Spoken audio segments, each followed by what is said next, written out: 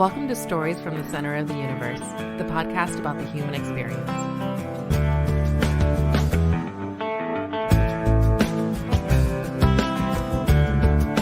Skyler Allen, welcome to the Center of the Universe. Thank you, man. Happy to be here. You and I are neighbors, Yep. so it's not super inconvenient for you to come over here a second time. No, it is not. Because I had some technical difficulties the last time. I won't bore our audience with the details, but you're very gracious to come back over here. I appreciate you doing it. Actually, that's what I've titled this. Skyler Allen, Take Two. Nice. Okay. And then you and I connected through Kenny Wingle out, and frankly, I don't know Kenny that well, other than I do a sports podcast with him now because we have a mutual friend. Yeah. But how do you know Kenny?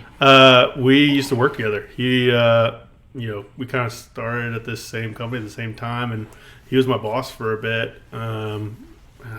Almost 2 years. A company called Den Wizard, and it was like right when I was done with football and got out of college, and he had no work experience, and went and worked with him, and it was honestly great. Taught me a lot. Just about, honestly work. It sounds kind of silly, but just managing, being around people, kind of the whole thing. But yeah, he's been a friend ever since, and definitely not surprised. It was definitely surprising when he reached out to me about doing this, but knowing Kenny, that doesn't surprise me. It was like, oh yeah, I got a guy I want to do a podcast. Like, all right, yeah, I can see. If anyone was to reach out to me, it might have been Kenny. Kenny, was he a comedian when you first met him? He was. Yeah, he was. He was doing it.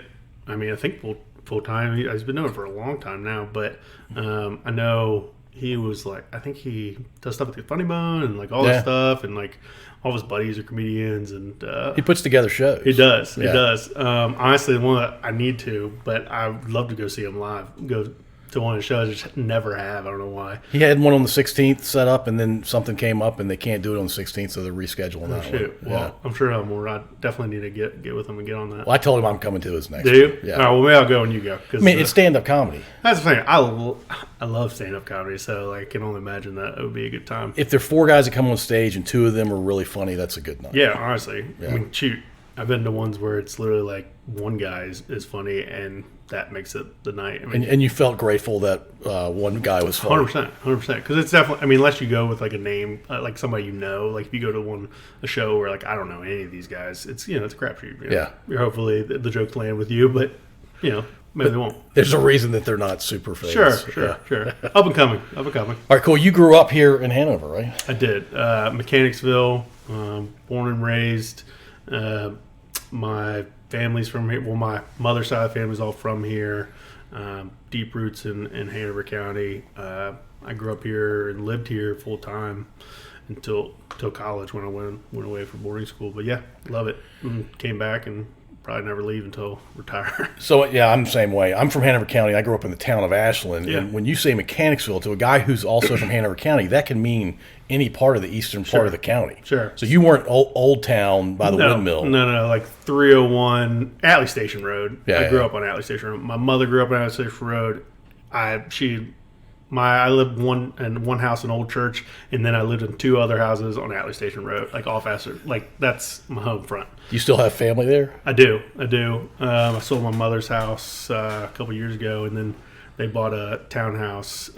Literally, I mean, a driver away from their old house, so they could have like kind of a local spot because they're going to retire the river and whatnot and live out there. But I have a younger brother, so they try to stay close for him. Yeah, younger brother. He's not like 2 or 3 years younger. No, he's I think it's 17 years younger.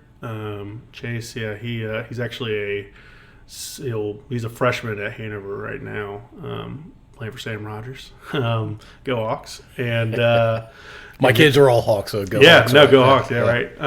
Never would have said that growing up, but yeah, because they were your rival growing up. Yeah. I mean, I always thought I was going to go to Atlee, and so definitely be a Raider. And I was a Raider I was there for 1 year, but definitely Hawks, and I'm so glad that my kids are going there. It's great. It's awesome. It's quite the community we have. Does your brother ask you for advice? Yeah. He more so on the football side, and like, I mean, he's way smarter than I ever was. He doesn't even have to. It's kind of annoying, honestly. He doesn't even have to really try very hard, and he's not. I don't know if he's straight A, but he's pretty dang close. But yeah, the football side, I think his freshman year he was a center, which his entire coaching staff either are some of my closest friends or like know me very well. And so I think he kind of got lopped in to play center. He was a great center, but lopped in because they knew I played center. I think he might have an adjustment to a different position going forward. But he comes with advice, especially last year playing center. I don't think he played center in middle school, and trying to get advice from me on how to do stuff because center can be hard with snapping and trying to figure out what you're doing. You're coaching the line, right? Exactly. You're QBing the line, and obviously that's offense to offense, but in high school there's not as much of that. But at the same time, just taking a step and snapping at the same time sounds easy, honestly, when you say it out loud, but it's a very difficult thing, especially when you have another human being right face mask to face mask trying to. Even if you've done it thousands of times. Yeah, without a doubt. I mean, you see guys in the NFL snap one over the head or roll one on the ground. It's crazy. Yeah, it's insane. You've been doing your whole life. Come on. So center may not be his natural position. No, he's starting to lean out. He's strong as an ox, and I'd love to see him move into like linebacker or something like that. Or I think he's very fast. You look back and I forget how big I was. I'm not saying I was big, but I was a bigger guy, and I can't remember how he was compared to me, but. I think he'll definitely have a position change. We'll see, but it's my thought. Center's kind of fun. No, center's definitely in high school. It can be fun. It is what you make it. Kind of all positions. Yeah. If you have the right mentality, you have the right coach to give you the right mentality. Off the line can be one of the best positions out there, but not everybody has that coach. Not to say he doesn't. I don't. But. It's definitely a mindset that you have to have if you don't have it. Because with most guys, you want to get stats. You want defensive line. You want receiver. Other stats stuff. are fun. Stats are fun, and most coaches don't keep off the line stats in high school. I mean, even in the pros, people don't talk about them. Commentators aren't talking about those. Don't stats. talk about it at all, really. But yeah, in college and obviously in the pros, they have O-line grades, which is a huge deal, and then obviously pancakes and stuff like that, and deke leaders and different things, which give you that sense of pride that yes, people don't talk about, but even in the O-line room, that's a huge thing. If you had 2 pancakes in a game, I imagine that's a source of pride. Yeah, without a doubt. Without a doubt. You want it the most. What's your brother's name? Chase Davis. Okay. Yeah. He'll listen to this and he gets to hear his name said. Sure. By his older brother. Oh yeah, without a doubt. All right. So when you were like 7, 8, 9 years old and you had some free time, your parents weren't telling you what to do, and you weren't in school. What were you doing? I mean, who knows? I was playing football. You were a Blue Star Cowboy. Blue Star Cowboy, yeah. Growing up, played Blue Star from 5 years old till 4th grade. Were you contact at 5, or was it flag? I think it's flag. Yeah. I think it's flag at 5. Yeah, it was definitely flag because I remember playing flag. And then after that, I took 1 year off in 5th grade where I didn't play football. It was the only year I didn't play football, and didn't know if I wanted to play football anymore. It was like that. I don't know what was going on. But I can tell you what's going on because I'm a guy who grew up playing football through high school. You haven't gone through puberty yet. Sure. And getting hit's not a whole lot of fun. Yeah. There's something in the subconscious. And the running and like all that stuff, I did not. I was like, it's hard. Maybe I need to take a break. Yeah. And then I took that year off. I was like, God, I miss it so much. Yeah. And then went to Chickahominy and played, obviously, and then there on after that. But yeah, I mean, doing stuff at home and whatnot with the fam, but never, had a bunch of buddies and just messing around, but nothing crazy. Honestly, football was pretty big. So if you weren't playing football, you were trying to figure out a way to play football. Yeah. I mean, honestly, and everybody jokes about how like, oh, nowadays you can't let your kids like go out and do stuff and not like talk to them. You know what I mean? Like when I remember leaving the house at like, I don't know, 10 o'clock or whatever, and then not coming back till like 5. Yeah. And we. At that point, we lived in a neighborhood in Mechanicsville, Kingswood Court, and it connects to King's Charter and all that. And I had a bunch of buddies, and we'd take our bikes and just go. Just go wherever. Just go. And doing who knows what. And, it was awesome. It's before cell phones. It's before helicopter parents could track you on their cell phones. Without a doubt. Which you'd think with that, you'd see more of that because it's like, all right, well, I know where they are, but... No. You're like, oh my gosh. I think about it. They're 200 feet away from the house. You're like, good. You're good. I got him. He's right there. But now, you have that, and it's like, no, you can't go. Knowing is worse. 100%. Yeah, I get that. For sure. But yeah. All right, so what was it about football after the age of 10 that became – because you and I chatted last time when we recorded and I had these horrible technical difficulties. Yeah.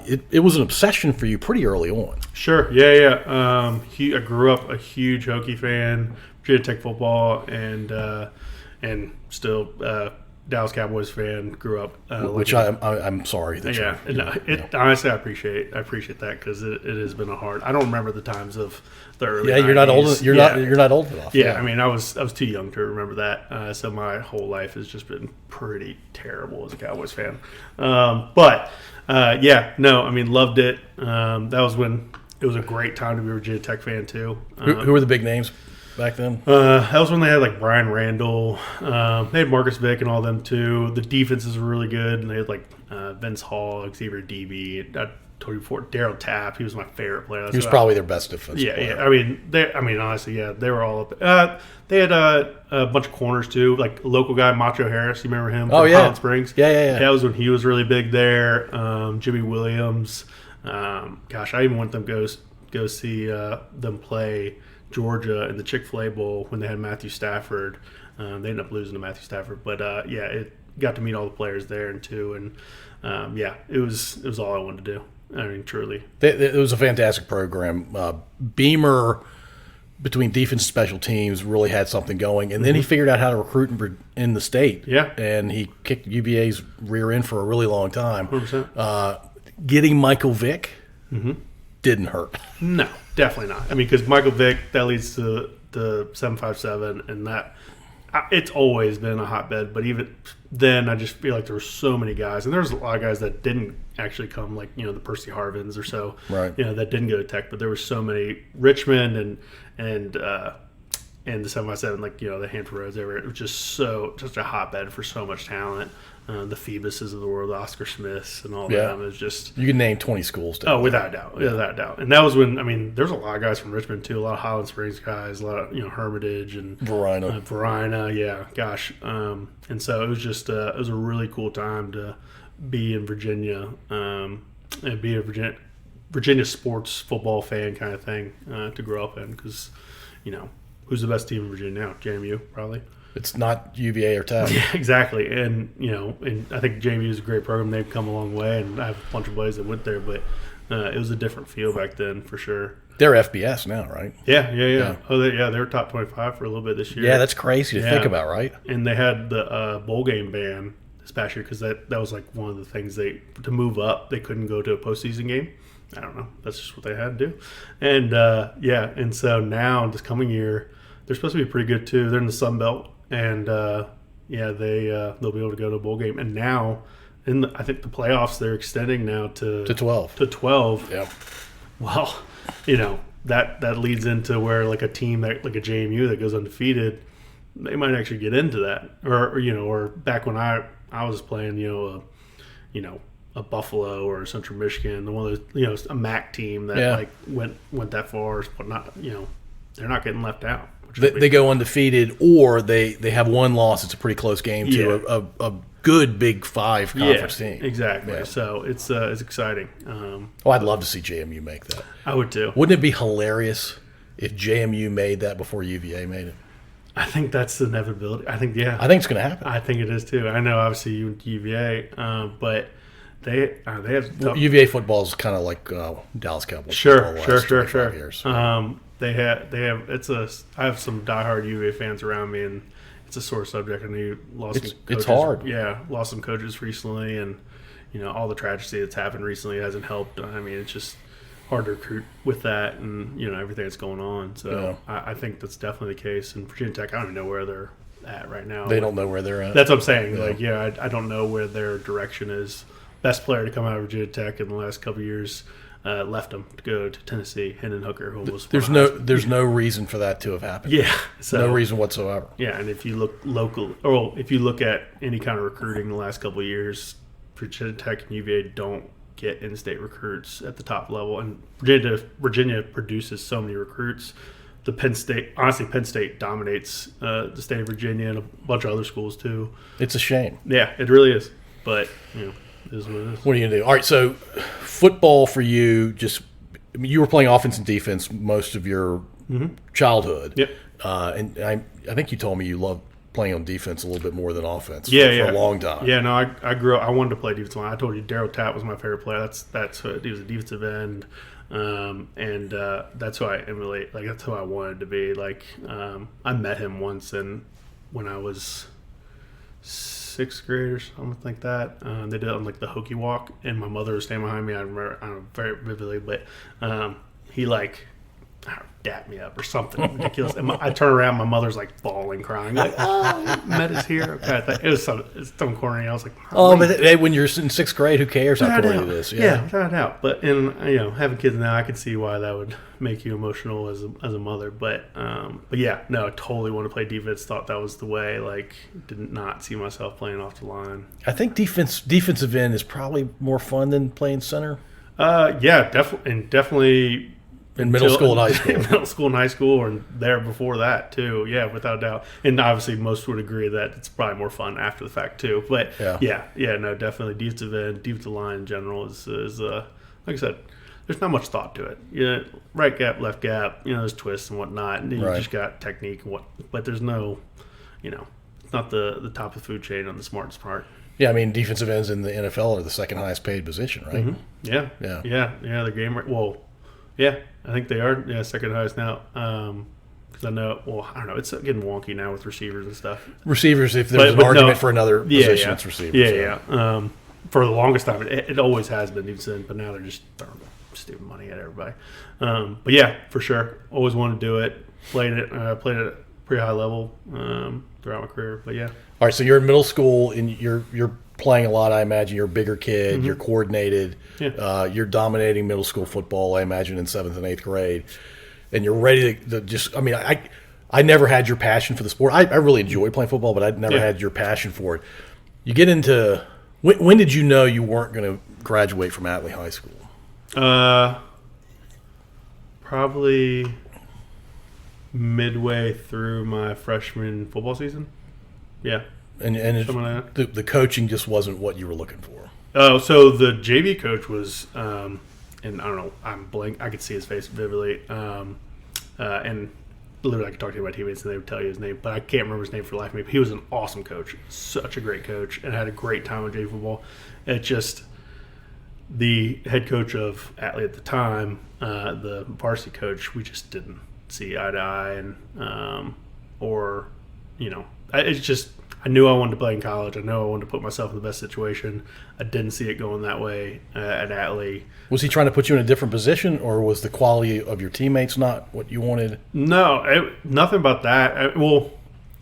I can't honestly put a finger on exactly as far as it wasn't that he was playing me at a different position or the quality of teammates or so. I mean, we had great teammates. I was playing with my best friend, who's my best friend to the day, but it just wasn't the the locker room feel. Like it wasn't, the team feel. There just wasn't that. You can tell. Yeah, it was just honestly, it was a losing team, it was a losing atmosphere. And he was a losing coach there, and why he was gone a couple years later. And when I spoke to him to let him know, because my parents made me to let him know that I was leaving, he pretty much like solidified that by pretty much telling me like, if you can't be successful here, you can't be successful there. I was like, what does that even mean? Exactly. To a 14-year-old, whatever. To a pretty young teenager. I was like, okay, thank you, sir. Like reaffirming why the heck I'm getting out of here. So yeah. Are you glad your parents made you do that?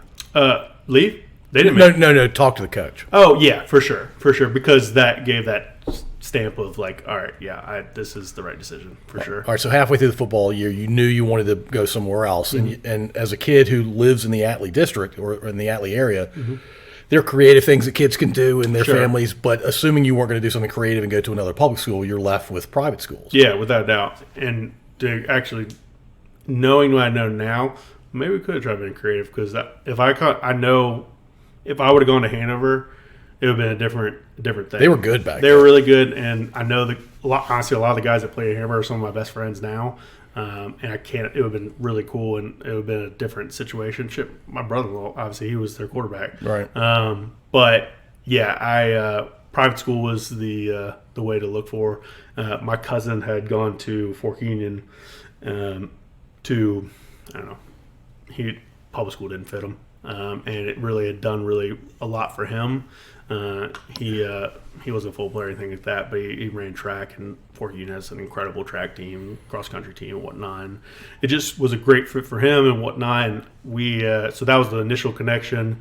We had known a couple of people there, but then went there and talked to the coach and kind of their whole atmosphere, kind of thought process, and especially the recruiting part. That's like such a big part for them. And they don't necessarily say this in the front end, but for a school like that, having kids go somewhere and go to different schools for football, for whatever, is a big part of getting people there. And I didn't know that. I didn't think about that at the time, but looking back, that part really helped me as far as a 14, 15, whatever year old. I was looking, I was like, wow. So you had these guys go to college and you have these coaches coming to practice every day. And it's like a mini college. I mean, you have your schoolwork, you have your military stuff, but other than that, you're doing football. You have a month of camp where you're not doing anything but football, and you don't have that in high school. You have 2 days and whatnot, but you go home to your mom and there's none of that. So it's definitely it felt like I was going off to college. It was really cool. All right, well let's take those one at a time. So sure. It's a boarding school, so you're away from your parents. Yeah. I imagine you missed them for a period of time when you first got there. That had to be a hard adjustment. Yeah. So it's an all-boys military boarding school. And those are the three that I want to hit one Christian at a time. Military school, yeah. And it, I mean, I remember first night. When I got there, you're going through the steps. You're kind of going, but then when everything slowed down, I remember my roommate hadn't got there yet. I don't know why, but so I was in my room alone, which in the barracks. And I remember, I'm embarrassed to say, crying, oh my God, most 14-year-old kids. What have I done? Am I ready for this? I'm not sure. This is oh my God.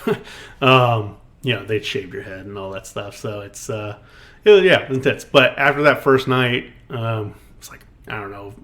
I don't remember a thought of suck it up, kind of thing. But I just remember that first night being kind of tough there until I went to sleep, and then after that, it was pretty good. And it wasn't a lot of homesickness or anything like that. You just kind of, I don't know, just go with it, and it's good. Well, I went to an all-male high school as well, so I know what it's like to be surrounded by guys only. Yeah. Was that a weird thing for you, or you're just whatever it is, what it is? No, I mean it's not weird. If anything, it's easier because you don't. It's easier to focus. You're not distracted, that's for sure. Not distracted. Not by the opposite sex. Exactly. Yeah. So it's nice. I mean, granted, it would have been nice to have girls. I missed having girls in class, but you're there and it's easier to focus on your to go to college. Now, obviously, the same, but you have to focus on your academics and you have to focus on your football. And that's it. It made it feel like it's a job, and I know that's hard, I guess, as a kid or whatnot, but for me that made it feel a little bit easier. Just all right, this is what I'm doing. I can focus on this. I have a path. I'm gonna stick to it. You had a regimen. Exactly. You were learning discipline. Yeah, I mean, you wake up at 5:45 or something like that to a bugle, and then you're go, and then if you didn't play a sport, you had a break. But I did, so I literally was go until CQ, and then. Yeah, I mean, the whole day was filled. There's no And you were exhausted by the end of every day, I imagine. Yeah, for sure. At least, especially in the beginning, I mean, you kind of get more used to it, or yeah, but that's a good thing. Yeah, without a doubt. But yeah, it was awesome. And when you graduated from there, did you feel the same way that you feel about it now? Because a lot of people go through experiences like that, and they're 10 years removed from it. Yeah, looking back at that, I love the fact that I went through it. Did you have that feeling your senior year? No, definitely. I thought of I'm obviously so excited to leave, but at the same time, cried my eyes out at graduation, just leaving, because look at anything, you go through hard situations with people, builds a bond. Obviously, oh my gosh, nothing builds a bond tighter than that. And so, these guys I went through really hard stuff, for high schoolers, for teenagers, and so leaving that was harder than I thought. As far as it wasn't hard to leave, but it was definitely very emotional. But yeah, looking back, I'm so glad I went. There's few things on earth that are more powerful for people than shared adversity. Without a doubt. And I think we'd be better off as a world if people knew that. Yeah. I mean, and could experience that. Obviously, adversity is a relative thing, what people consider adversity. But, within the... Yeah, everybody has a different line for what tough is. Exactly. And me as a high school kid, that I felt pretty freaking tough. You were in the top 2% of tough experience, sure, no question. Sure. No, I mean, yeah. Well, I mean... boarding, you're away from your parents. No, yeah. It's military. Well, when you're there, so obviously when you're at military school, there's usually around 3 guys that go there. The issue people, everybody gets threatened. Obviously, Fort Union. The guys who are like military or like alumni that send their kids there. Dad was a colonel. Or athletics. Like I said, the track team was very good. The basketball team was incredible, and so a lot of people went there for that. And when, if you are, sorry, I kind of lost my thought. No, you're good. You're good. The three kinds of people that went there. And by the way, I went to not a rival, but y'all were in the same league as us. And I would tell everybody that every single kid that went to Fort Union was a behavioral problem. Yeah, and that's, I think people honestly would say that would just assume that off bat. I knew that wasn't true. No. But especially as a kid, we'd do track meets, and there was guys like that. We'd have like big track meets because we had this huge indoor facility, and like Atlee would come there, and different schools. That's pretty cool too. No, it was awesome because you'd see the people I grew up with and be like, "Hey, I'm still alive," kind of thing. I think everybody was like, keep the girls over here, keep the guy, kind of thing, which honestly, to be fair, when the track girls were coming in, there was a lot of guys who were like, holy cow, look at that, women. Yeah. Because for the longest time, all they've seen is like lunch ladies, which is, nobody wants to look at. I can't imagine what it's like to have girls show up for a track meet. Yeah. When you hadn't seen one in. Yeah. As a, puberty boy. Yeah. It was definitely quite the experience. You have a fondest memory from being there, football or otherwise? Fondest? I have a lot of really good memories. Probably, gosh, I don't know. I don't know if I have a fondest memory that comes to mind. I mean, there was a lot of really great memories. I mean, different things that happened.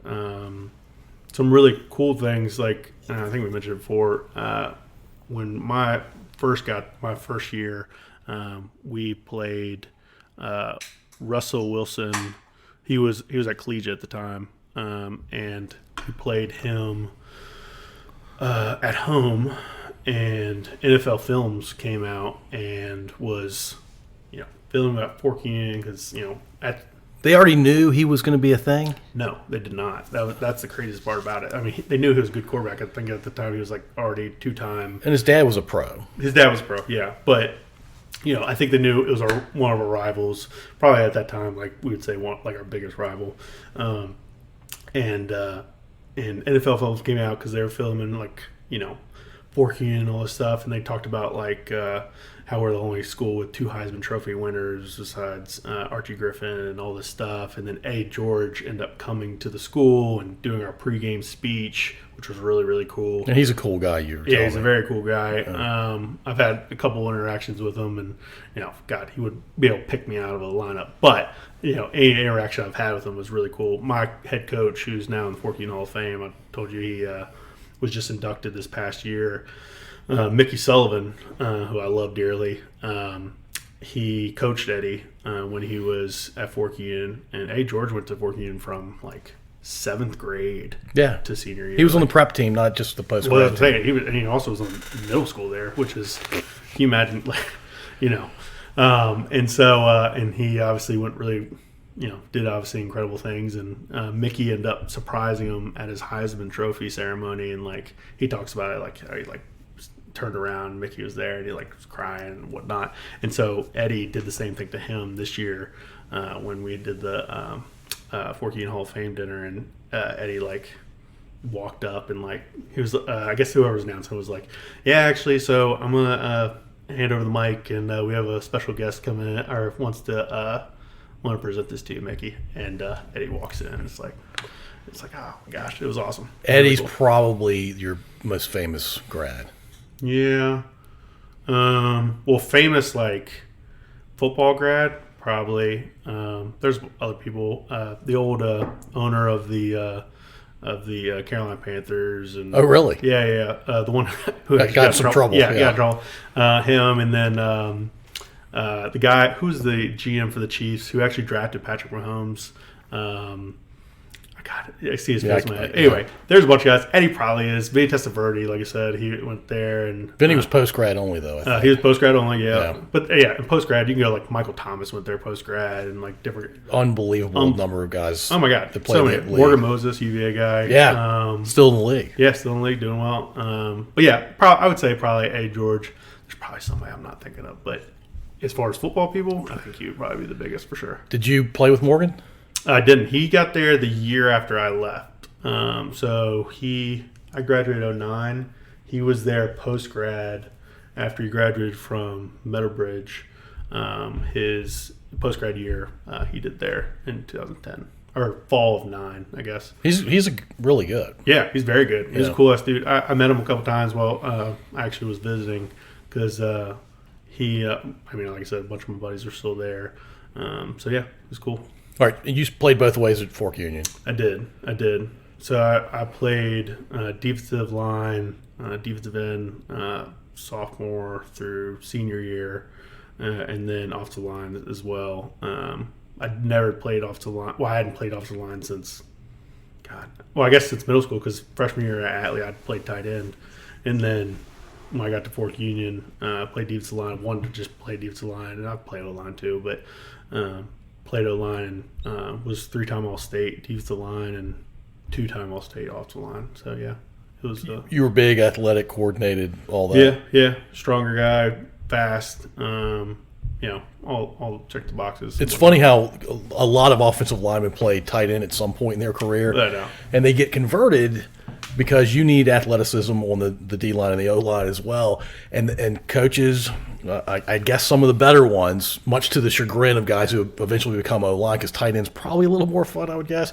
They see the frame. Yeah. Like, I would love to have tight end athleticism with that kind of frame that can put on more weight, Sure. put on more muscle. Or like an unathletic tight end putting on weight is an athletic tackle. You saw Dwayne Brown.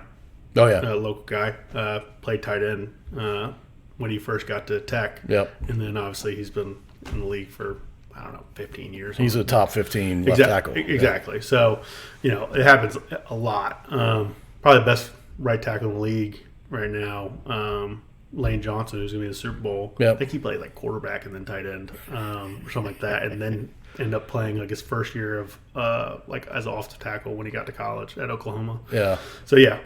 Happens a lot.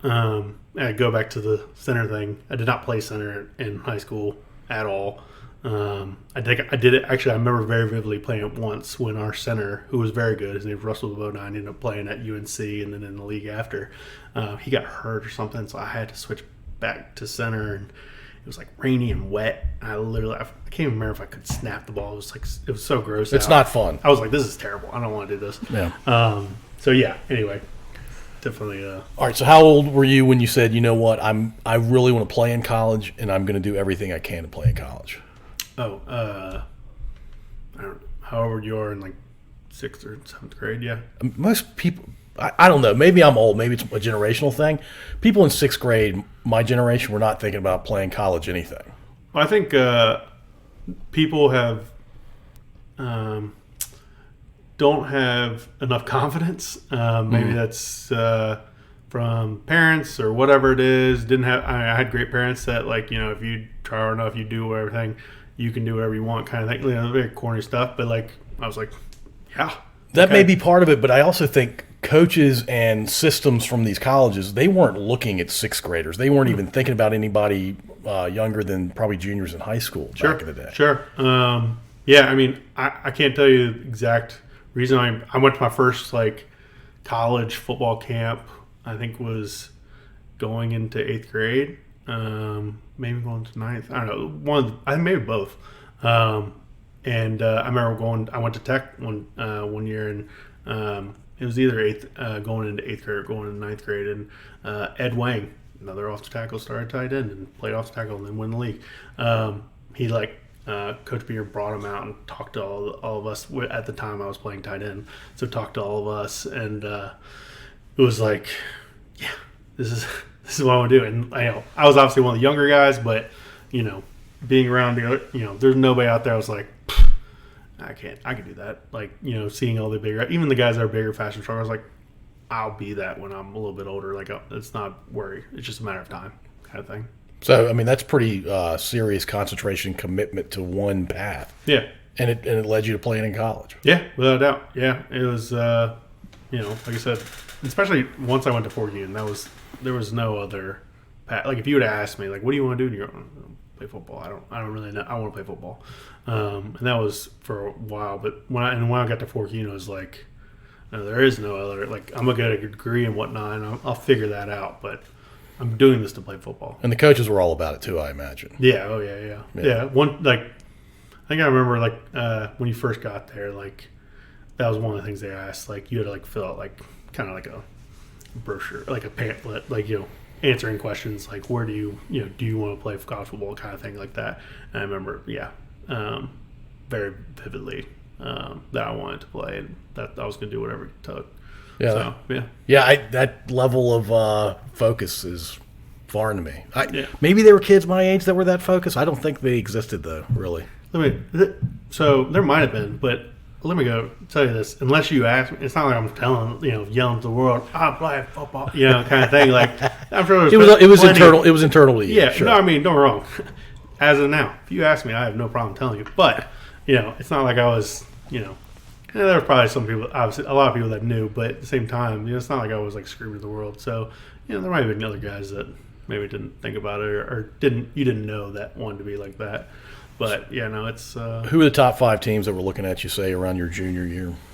Junior, the entire MAC. My junior, Tech and UVA were. How tall were you? Your height now, essentially? 6'2". I'm 6'3".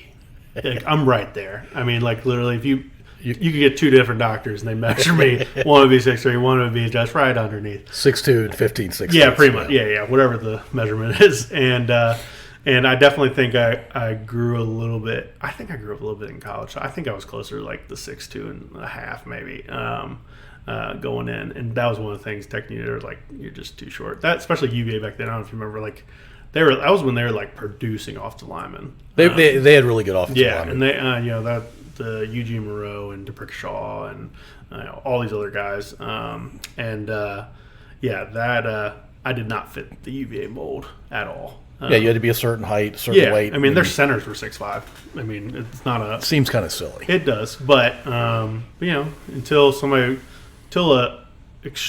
stud or just a complete outlier, like Kelsey, but somebody that shows oh wow, okay, you can be a little short and be really successful. Most teams are going to stick with the prototype, and that's what it is. Granted, not to say I was, there was other short guys. One of the best centers of all time, Jeff Saturday. Probably somebody I emulated, as far as wanting to play center. A smaller guy, went to UNC and was highly successful, way successful by the time I had any thought of going to college. So, it had been done, but they, even back then, quarterbacks, you didn't have a smaller quarterback or anything like that. You had to be 6'2". Yeah. I mean, you might have had someone in college, but if you were smaller in college, you were a Marcus Hagan who was going to run all over the place or something like that. Right. So, whereas now it's oh wow, we have Drew Brees and all this stuff. So now, the Baker Mayfields or the Kyler Murrays can play. So, yeah, I didn't fit the mold with that. But yeah, I said. But the MAC was still interesting. MAC, yeah, and I had some D1AA offers. Different times. Went to other recruiting camps, and if I could tell anybody who's trying to get their kid recruited or kid who is thinking about getting recruited, go do recruiting camps. I'm talking about Ohio State, Michigan, bigger programs. Gosh, you can go to SC, go to Georgia, or anything like that. The reason I say that, you're not going there to get recruited by Ohio State or Michigan or Georgia. Most of those schools, all those schools, will invite Ohio State, Michigan, inviting the entire MAC, other D1 AA schools, local schools. Like if you go to Ohio State, like they'll have the Youngstown States and all these other schools too. And that's who you're trying to recruit. I went to multiple camps and came back with multiple offers from different people that maybe watched film, but then you saw in person and saw my athletic ability, saw what I could do in person, and they're like, I could do something with that. Whereas maybe you missed something on film, Right. So that was huge for me. Or you could be overlooked on film too. Without a doubt. Just looking at a Well, ton of like, film. I don't know. It's the same now, but back then it was like you were sending out tapes. Yeah. That was hard copy DVDs and sending them out. We sent out. And that's the other thing. 14 was great about that. We sent out hundreds of tapes, every school was getting hundreds of tapes, and obviously they have guys watch it. But if I watch 50 tapes in a row, I miss one or two. Kind of thing. Right. So if you can get any exposure, that's a huge way to do it for sure.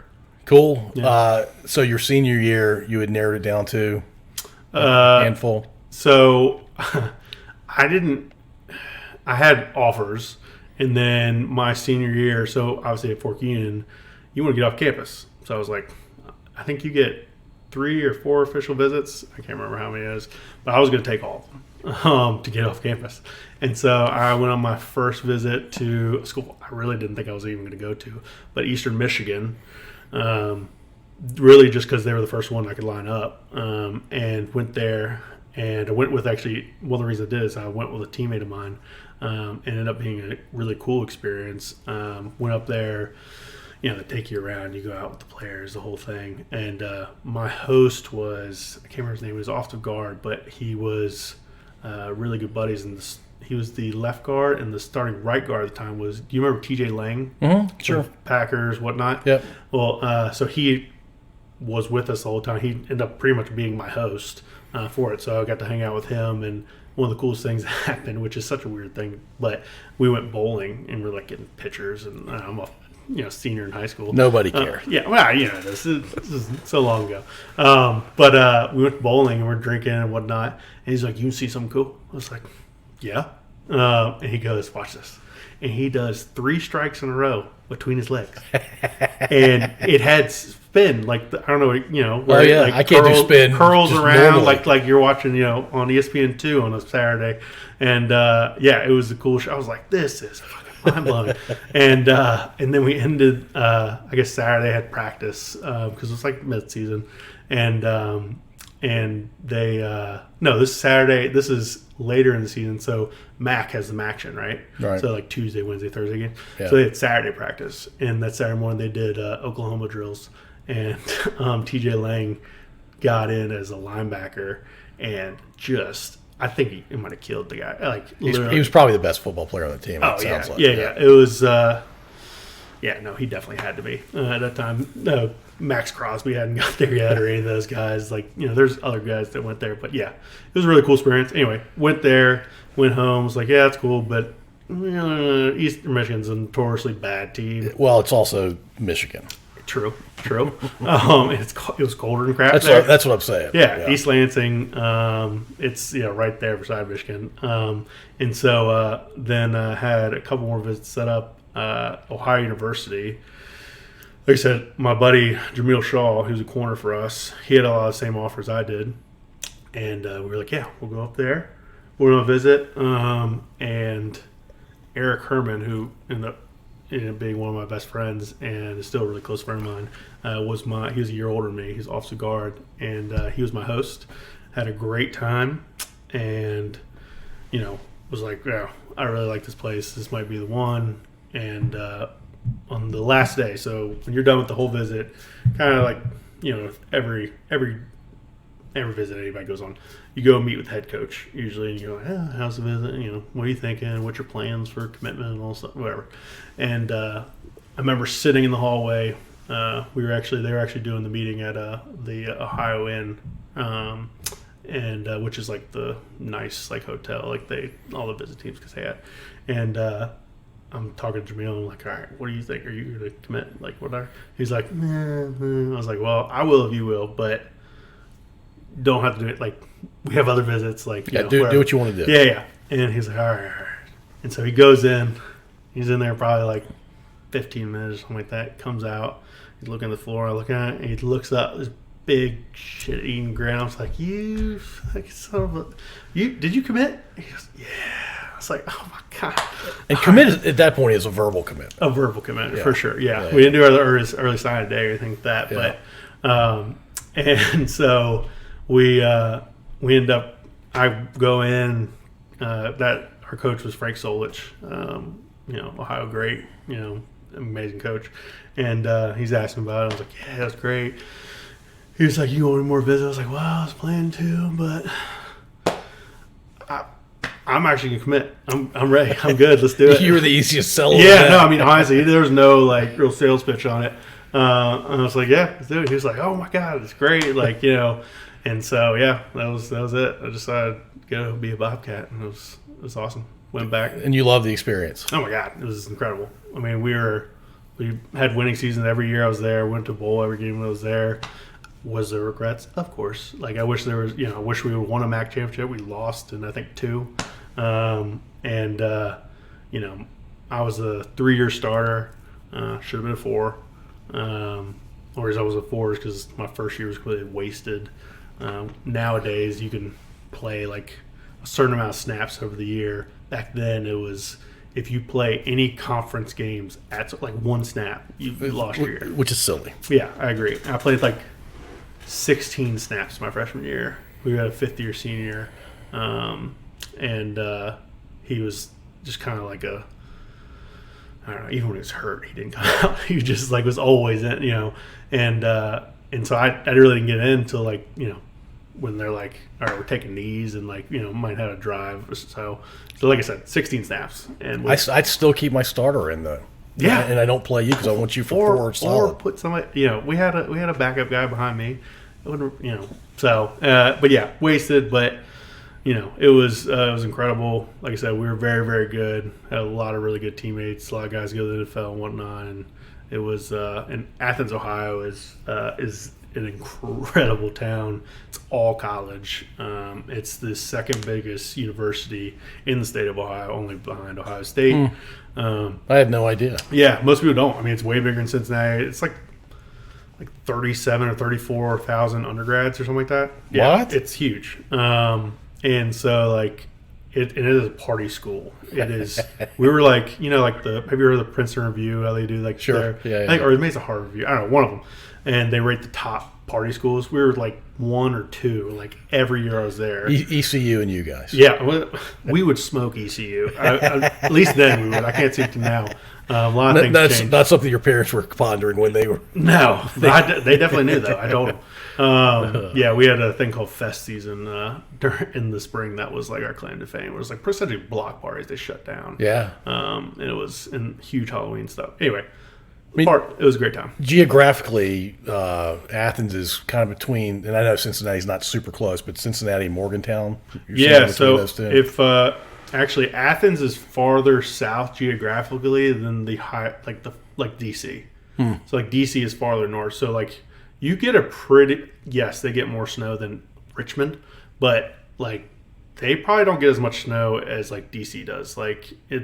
We had snow and whatnot, but the temperatures aren't that different. And then you go an hour north to Columbus because it's literally at 45 minutes to an hour south.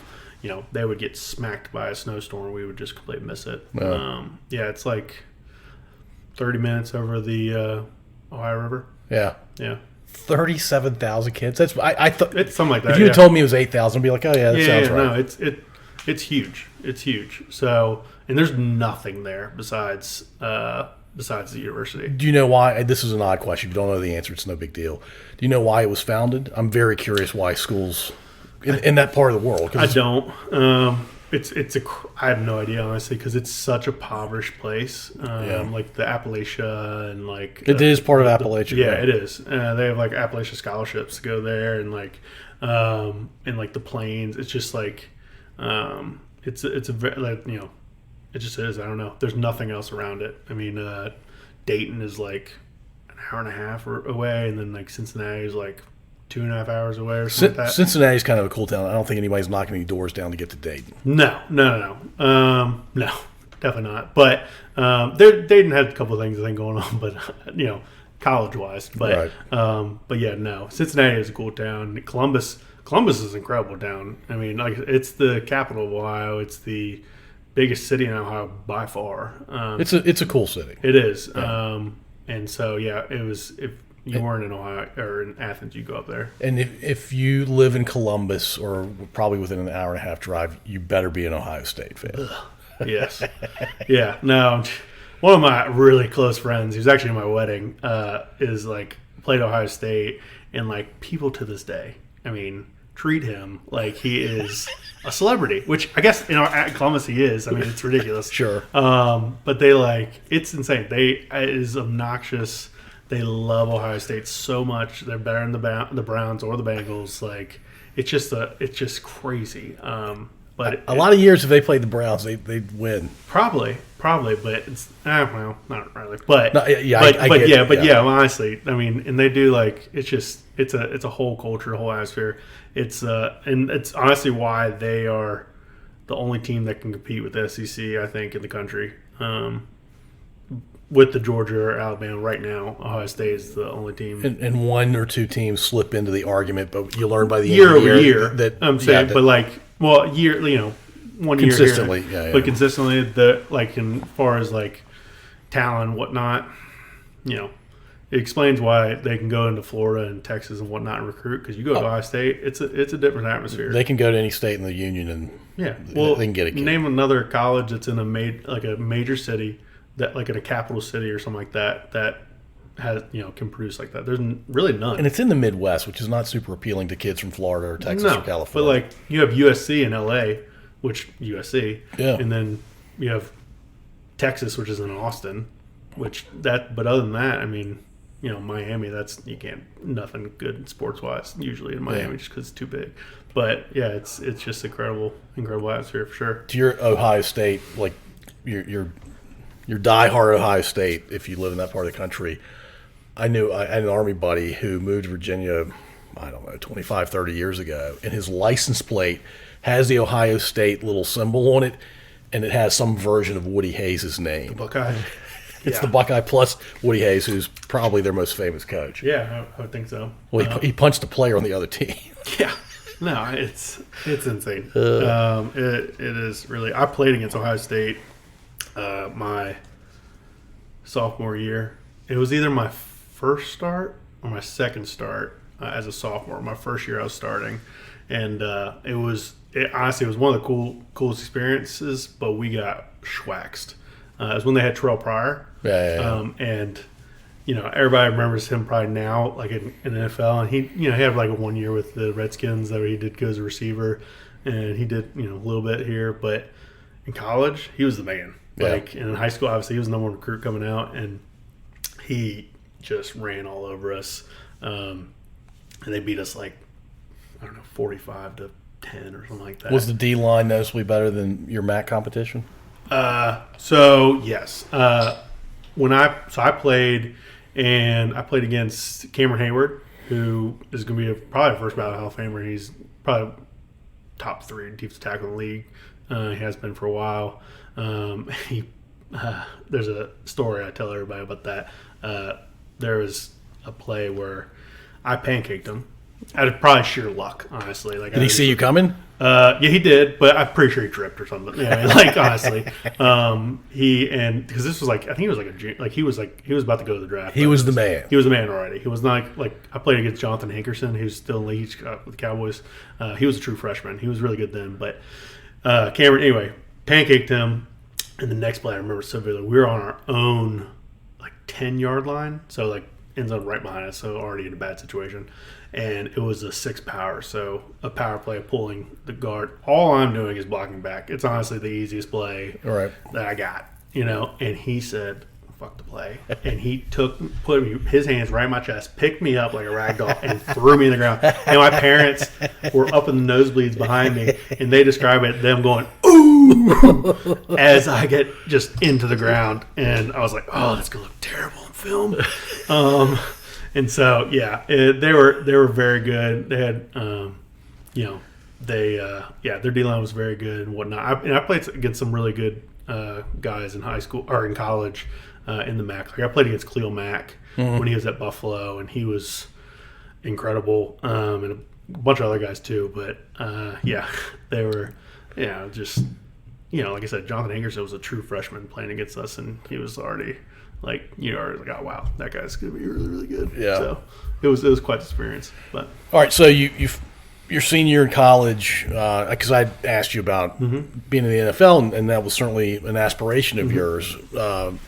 Did you have some challenges on your way to trying out for teams? Yeah, so senior went really well. We played well and everything. Ended up going to I don't know what bowl game it was. But one in Louisiana. It was actually the Independence Bowl. And we went down there. It was had a great time of the week. And we ended up waxing the team. But during the game, we ended up having a fumbled ball where Eric Erman, who we spoke about earlier, one of my really good friends, we did a silent snap where he slaps me on the leg and I snap it because I'm reading the defense, calling on whatever.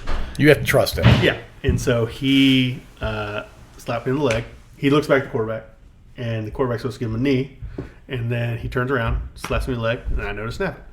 Well, he turned around and looked at diddly fuck. I don't know what he saw. And he slapped me in the leg. And so I snapped it and hit Tyler Telton, my quarterback, right in the groin.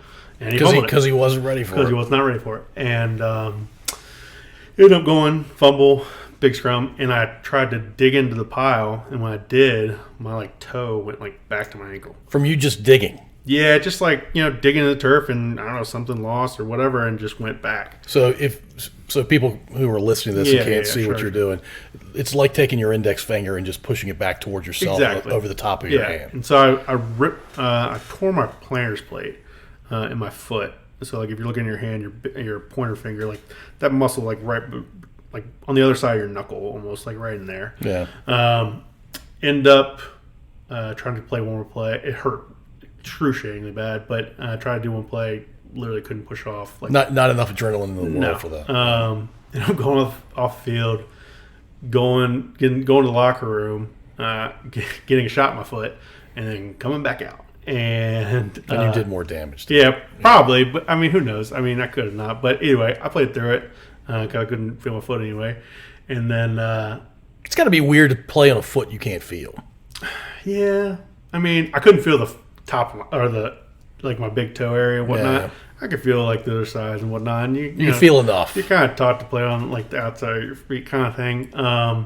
And so ended up playing the rest of the game. We won. It was awesome. In the crib, but I knew something was messed up. We fly home that night, and we are in the air when the medicine wears off, and it is just absolute pain. End up getting home.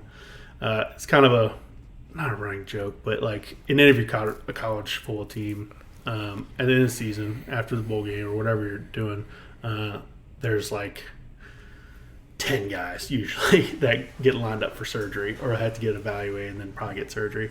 And so end up getting evaluated or whatnot. And if, like I said, tore my player's plate in my foot, decided or went and saw a second opinion, somebody down in Charlotte is supposed to be the top foot doctor in the country, essentially the Dr. Andrews of feet kind of thing. Yep. And he was like, yeah, well, you could do this, and it'd be a 6 to 8 month recovery with surgery, or you could do this thing called a bone growth stimulator, which I don't know much about. I just know it's supposed to stimulate growth, and it's faster than surgery. Yeah, it's a lot faster. And he's like, you can do this, rehab it and whatever, and then you should be able to do it. There's a chance it obviously won't work, with anything, surgery, everything. Anyway, doing that throughout the draft process, got to where I was good enough. Doing my pro day and everything. I did all that, did visits and whatnot, and then end up draft day comes and get calls, probably starting in the fourth round, a couple guys, probably 5 or 6 teams call. But the Lions and the Raiders kept calling back I actually thought the Lions were going to draft me in like the 6th round or 7th round. They're telling probably like 30 guys the same thing. Right. But they're like, hey, yeah, next pick. And they drafted. I remember. I need to look it back up who they drafted. They drafted some like defensive tackle from Arkansas A&T. I was like, who the flip is this guy? Anyway, they don't end up drafting me. And then after the draft, or like right as the draft is ending to the draft, it's just like a barrage of phone calls to me and my agent about, guys like, hey, we're bringing on a priority free agent or, a mini camp tryout or whatever. It did end up coming back to the Raiders and the Lions. And at the time, the Lions was a little bit better. I think maybe it was the Raiders was a little bit better of a contract, but the Lions was a better situation. They had a guy named Dominic Raiola who was in the league for like 10 years, center, very old school center, kind of like hard nosed, not very athletic, but like super like gritty. Anyway, they're like, he was literally the only center on the roster. And so it was kind of one of those things like, if I do my thing, kind of, and I could be obviously eventual replacement, whatever. And end up going there. And once I got there, my foot just progressively got worse. And then end up getting released. Literally like. You'd never been cut from a football team, right? No. That had to be just crushing. Well, yeah, definitely crushing. It crushing because it wasn't necessarily due to play. It was due to like this other thing that I just wish I could cut that off and put a new one on. Makes it a little more acceptable. Yeah, but still exactly. All the excuses in the world, honestly, like it just is what it is. But yeah, ended up getting released. Had other couple phone calls. Like, I can't walk right now.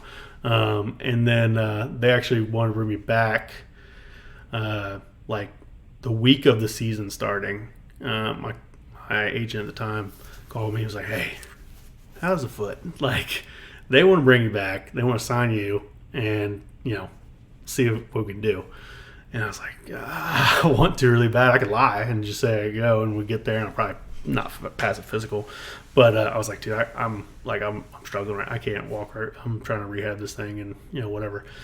And then anyway, so don't end up going, and then kind of rehab the whole season that first year until like December or so, and then started putting out feelers for teams and whatnot later in the year.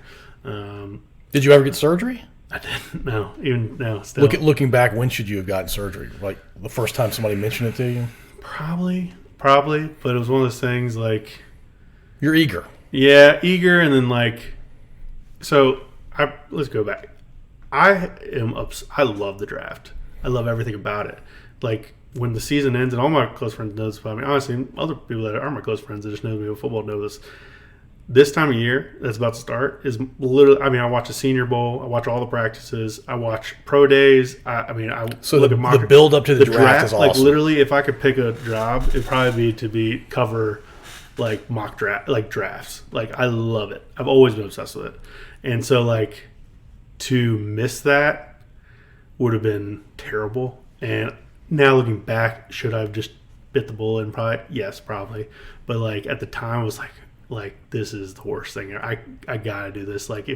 So when I got that glimmer of hope, bone growth stimulator, rehab, whatever, I went for it because, like I said, I've been dreaming about this, like the process of it, like my entire life. And you're only 22. Yeah, and like when you're starting, like I had agents come to my house like to interview, like to we want to work with you and all this stuff, and like that was like during. Or towards the end, like bowl practice, kind of like stuff like that. And then, so when this happened at the bowl game and then everything else, it just was, like I said, I should have probably done it, but it is what it is. Last game of your senior year. I know. So yeah, when somebody sees like, oh man, this guy isn't playing in the bowl game of his last game or whatever, you understand. What a selfish person. Yeah. Yes. That guy is 100%. He gave. I'm this close to my dream. I'm not taking any chances. Especially for a bowl, like if he's playing the playoffs and whatnot. Sure, I see where like because like you're playing for something, but like the Little Caesars Bowl, who gives a flip about? Like, come on, what are we doing here? We're talking about the biggest thing ever. Going to the NFL. That's what I dreamed of. That's what everybody dreams about. So, yeah. Well, especially somebody who's been obsessed with it from a young age. Without doubt. Yeah. So, all right, I've asked you this question before. It's the oddball question where you get to tell me who would be on your talk show. Oh shit. And you don't have to remember who you said the last time. You can completely. So the worst thing is I do remember. I've been trying to think of somebody else. Right, so for the listening audience, let me just say that these guests can be alive or dead. You have to pick one male, one female, one musical act, and a comedian if you're into stand-up comedy, which we've already established you are. Mm-hmm. It can be for pure entertainment. It can be thought-provoking. It can be silly and fun. It can be whatever you want it to be. Is this dinner? No, this is your talk show host. Oh, talk show host. Yeah. Oh, okay. You got 4 guests. Okay. Well, musical guest last time I gave Jimmy Buffett. I think you're going to stand by that. I'm still good with that. Other guests, still good with Tiger Woods. You want to talk about obsessed with a sport, which we can come back to. Too. Yeah, no. My woman guest was Meryl Streep, which I regret saying after, but I think it still would be a really good guest. She's arguably the best actress in the last 100 years. Without a doubt. Anybody who knows me is going to laugh. It's like, you're only saying that because of Mamma Mia. I love Mamma Mia. But wait a minute. Why do you love Mamma Mia so much? Because it's a classic. Like, why it's a musical in the Mediterranean. Freaking ABBA and all of it. Yeah, let's get, yeah. I don't know. But yeah. I'm glad I learned that about you. Yeah, for sure. So, all right, Tiger Woods. Yeah, we'll stick with Meryl Streep, whatever. And then Jimmy Buffett. Is that it? And the comedian. Oh, comedian. I still stick with that. Dave Chappelle. Chappelle's the best. Chappelle's awesome. I freaking love it. He's so freaking funny. He is the best. All right, last 2 topics. You talk about your wife and 2 youngins, and then we'll end talking about golf a little bit. Okay. Wife, Abby. Yeah, she is locally raised. University of Georgia grad. Go Dogs. She's, I joke with people how we met and whatnot, but I'm doing like the one thing you're told not to do growing up, dating the boss's daughter. It worked out. Got married and had 2 kids, Cooper, my son who's 2, and then Peyton, my daughter who is about to be 5 months, little hairy little thing. She's got a full head of hair. I mean, my son had hair, but he lost it. Like most kids do. They lose the hair. They look like an old man. She's like a little fur baby. They're amazing and incredible and love them dearly. Your son at 2, I imagine there are lots of highs and there are lots of lows. Very, very spiky experience with a 2-year-old. Without a doubt. I think since we tried the first time, we started potty training. Worst thing probably ever. I hope he listens to this when he's 20. I hope he does too. Let him know. I can't wait till his kids have to go through it. Because honestly, we want more kids. It'll make you not want more kids. It is awful. And he's actually pretty, fairly good from horror stories I've heard from other people. Yeah. But the first weekend, everybody's got how do you do it? But my wife read something or whatever that the first weekend you don't put pants on him and he's supposed to learn. Well, that kid peed in almost every room in my house. It is ridiculous. I was like, you're cute, but you're too old to not wear pants. I wish my wife hadn't read that book because what you were thinking, I imagine. Yeah, oh my God. It's okay, let's do this.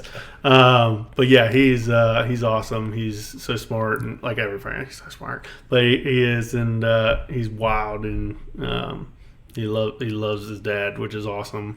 My wife gives me grief because he just is very much a daddy's little boy right now for sure. So it's great, but he'll probably stay that way. We'll see. I don't know. I love it. But yeah, kids, they change, but we'll see. They do. Some change a lot. Some don't change that much. Yeah. I mean, he definitely acts a lot like me. Hopefully he gets his mom's smarts and then my other stuff. Make a good concoction. So yeah, we'll see on little girl. She's way too early. Way too early. Yeah, she's cute. She's honestly, I will say, she's the early months way easier than her brother. Not that he was really bad. He slept pretty well. Yeah. But just the sleep stuff and like anything, like she just took to it like really quickly, which I hear girls do. Yeah. But yeah, she's already been a lot easier than him. So leg up. I think that changes when girls become 12, 13, 14, something like that. Not ready for that yet. Yeah, it's something. I'm sure. Yeah. I'm sure. All right, so golf's become an obsession for you fairly recently or for a while now? For the last like 3 or 4 years, it is the greatest sport known to man. Wait a minute, you're saying that at your current age, or you're saying of all time to include football? No, I'm saying this. No, I'm saying it's better. It's better than football. I love it. Wow. Yeah, I love football. Like obviously, I think we've established. Yeah, that. exactly. Yeah. But no, golf is incredible. I mean, football's just a different sport, but golf is. If I could go back and play golf when I was younger and learn, like I would have. I wish I would have learned. And my son will play, whether he likes it or not, on up, because I just think it's a skill that obviously you carry through your whole life. You can play your whole life, and it's just, I'll never play football again. Honestly, when people people don't as much now, but especially like, in your mid 20s, and even I know 30-year-olds that still do, but like flag football or stuff, I'm not doing that. I'm blowing out a knee. You ask me to golf? Yes, please. And so it's incredible. I am obsessed with it. I love watching it. I love playing it. I love reading books about it. All of it. So, and I'm trying to get my son into it. Can you articulate what it is about golf that's got you so obsessed? It keeps the competitiveness going for sure. I mean, I don't really play many rounds without like some kind of like gambling, but like some kind of like bet going, like me versus you kind of thing. You like the action? I do, for sure. It's something you can always get better at. It's something that like, I'm a member of a Dominion Club, and I play that course a lot. And I never get tired of it. I always want to play it, and there's always something different with it. You can get different clubs and whatnot. There's always stuff to get, which I love stuff too, which doesn't hurt. But yeah, it's it's something I'm excited to like play for the next however many years, and hopefully my son can play. And then, we can play as, obviously it's a different dynamic. I'm going to teach him and get other people that are way better than me to teach him. And then, we can play together. And it's just, I integrate it into my business, bringing out clients and whatnot. I've gotten business off it from playing golf. So, and it's also a great way to meet people. I know so many people that don't like to be paired up with a random pair. I love being paired up with a random player. And like I'd rather get me and my buddy and let's go find 2 random And the randoms are potential clients, or they can be, but you like mixing it up that way. I like mixing it up. I mean, don't get me wrong, you can get a bad pair, sure. You can get just with anything. But yeah, obviously my real estate side, everybody's a potential client. And don't get me wrong, it's that I'll fish that out. But it's just it's great. It's everybody plays different. There's no right way to play. I don't care if other people say there's certain things you have to do for sure, but I've seen some wonky swings that just pure the ball, and and don't do all the right ways, and it all matters is the score and how you can improve on that, and it's just it's just great. Jim Furyk's a classic example. Yes. Yeah. That thing. Of a not classic. I can't even watch it. Like, literally, it's going to mess up my swing watching it. I'm fascinated by it. It's incredible. I don't know how he connects, and he has one of the purest shots he has for the last, however many years. Yeah, he's amazing. Yeah. And I have a buddy of mine who has he has a very similar shot, kind of like a little hitch at the top kind of thing, and he's like a scratch. I'm like, how does it even work? Works for him. Yeah, exactly. And that's the point. Like, you work for you and play it, and gosh, it's a great way to get out. I play it all year long. I played on Friday when it was like blistering cold. Do not care. Is there a certain number of just really trashy rounds of golf in a row that would cause you not to like golf so much? My entire golf career is a bunch of trashy rounds. I mean, I'm not very good. I love it, and that's the thing. I want to get better so bad, and I have gotten better. Trust me. In the last when I first started, I was really, really terrible, and I'm not very good now. But I'm light years ahead of what I was, and I continue to prove on that. But for every round, I'm a 15, I guess. So I'm like a give or take 90. I'm a little in the 80s, and a little in the have like mid to low 90s, and then I'll have a 101 come out here. I'm like, where the flip did this come from? And I just drives you crazy. But it also, I'm like, all right, look, I'll leave. I'll get in the car. I'm like, oh, I know what I did. I gotta go back. And so, yeah. So the perfect approach shot plus a really bad round both keep you coming back, or anything in between. Yeah, it's not. I've never had a round that didn't make me want to come back ever, and I've had bad rounds for sure. But yeah, no, definitely not. It's like I said, it's an addiction for sure, and maybe it's also just filling that need of like football was that for so many years, and now it's my family and golf and my career, which is a huge part of my life too. So yeah. That's a good trifecta to have. Everybody would be lucky to have that trifecta. Yeah. Cool. Well, hey, Skyler, you were awesome to come back and do this. For sure. I mean, granted, we live blocks away from each other, but it was still, you could have said no to coming it's back. Like, I'll be there in 3 minutes after I'm done with bedtime. So, yeah. I appreciate you doing it, man. It was good talking to you. For sure. All right. Thanks, man.